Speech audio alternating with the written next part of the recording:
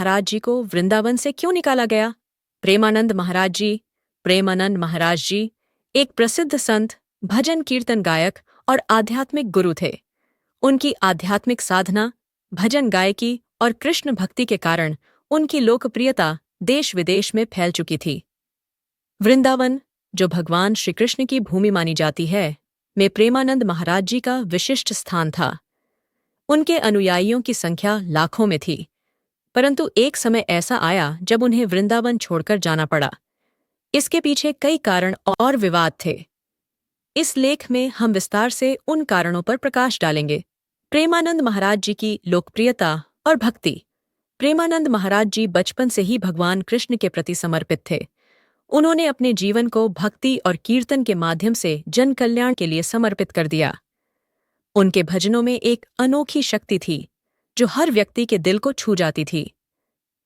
वृंदावन में वे अनेक भक्तों को कीर्तन और सत्संग के माध्यम से श्री कृष्ण की भक्ति का मार्ग दिखाते थे। उनका निवास स्थान वृंदावन में एक प्रमुख तीर्थ स्थल बन चुका था। विवाद की शुरुआत।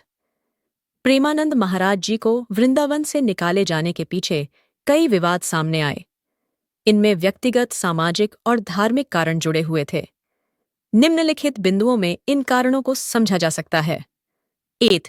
धार्मिक संगठनों के साथ टकराव। वृंदावन में कई धार्मिक संस्थाएं और संत हैं जो अपनी परंपराओं और सिद्धांतों के प्रति कठोर माने जाते हैं। प्रेमानंद महाराज जी का कीर्तन और भक्ति का तरीका कुछ परंपरागत संतों से भिन्न था। उनकी भक्ति शैली में आधुनिकता और सहजता थी जो पारंपरिक संतों को पसंद नहीं आई। इसके कारण उनके खिलाफ धार्मिक संगठनों ने विरोध करना शुरू कर दिया। 2. आरोप और बदनामी। कुछ लोगों ने प्रेमानंद महाराज जी पर कई आरोप लगाए। हालांकि इन आरोपों का कोई ठोस प्रमाण नहीं था, फिर भी इन अफवाहों ने उनके व्यक्तित्व पर गहरा प्रभाव डाला। उन पर धार्मिक गतिविधियों के बहाने लोगों को आकर्षित करने और अनुयायियों से गलत तरीके से धन एकत्रित करने के आरोप भी लगाए गए। 3. राजनीतिक हस्तक्षेप। वृंदावन में धार्मिक और आध्यात्मिक संस्थाओं के बीच राजनीति का भी एक बड़ा रोल है।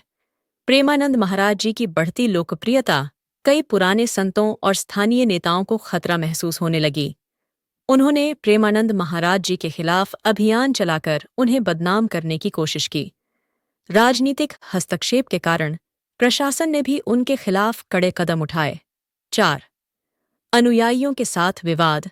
प्रेमानंद महाराज जी के अनुयायियों की संख्या बहुत बड़ी थी। उनके सत्संगों और कीर्तनों में हजारों की भीड़ उमड़ती थी। यह बात अन्य संतों और धार्मिक संस्थानों को असुरक्षा का अनुभव कराती थी। उन्होंने प्रेमानंद महाराज जी पर भक्तों को गुमराह करने का आरोप लगाया। यह विवाद धीरे धीरे इतना बढ़ गया कि प्रशासन को हस्तक्षेप करना पड़ा। 5. वृंदावन के संत समाज का विरोध। वृंदावन के संत समाज ने भी प्रेमानंद महाराज जी के खिलाफ मोर्चा खोल दिया। उनका मानना था कि प्रेमानंद जी की बढ़ती लोकप्रियता और उनके तरीकों से वृंदावन की परंपरागत संस्कृति को नुकसान हो रहा है। उन्होंने एकजुट होकर प्रशासन से मांग की कि प्रेमानंद महाराज जी को वृंदावन से बाहर किया जाए। प्रशासन की भूमिका। प्रेमानंद महाराज जी के खिलाफ बढ़ते विवाद को देखते हुए प्रशासन ने हस्तक्षेप किया। वृंदावन में शांति बनाए रखने के लिए प्रशासन ने प्रेमानंद महाराज जी को वृंदावन छोड़ने का आदेश दिया। इस फैसले का कई लोगों ने विरोध किया, लेकिन प्रशासनिक दबाव के कारण प्रेमानंद जी को मजबूरी में वृंदावन से बाहर जाना पड़ा। प्रेमानंद महाराज जी के वृंदावन छोड़ने की खबर उनके अनुयायियों के लिए एक बड़ा आघात था।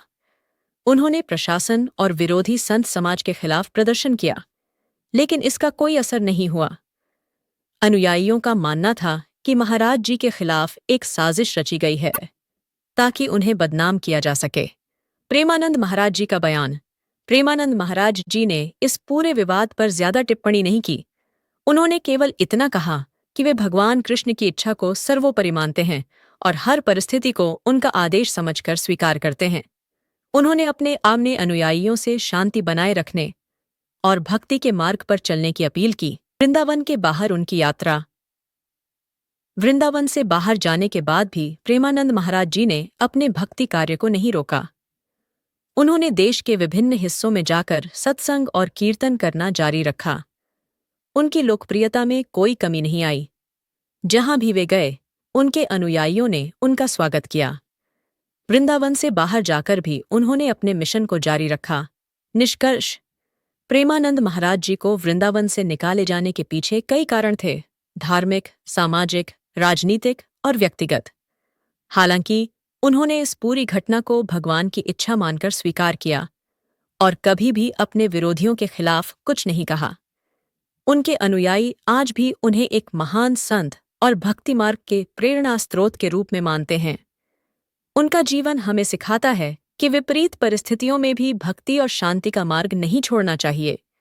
यदि आप इस लेख में किसी विशेष हिस्से को और विस्तार से चाहें, तो मुझे बताएं।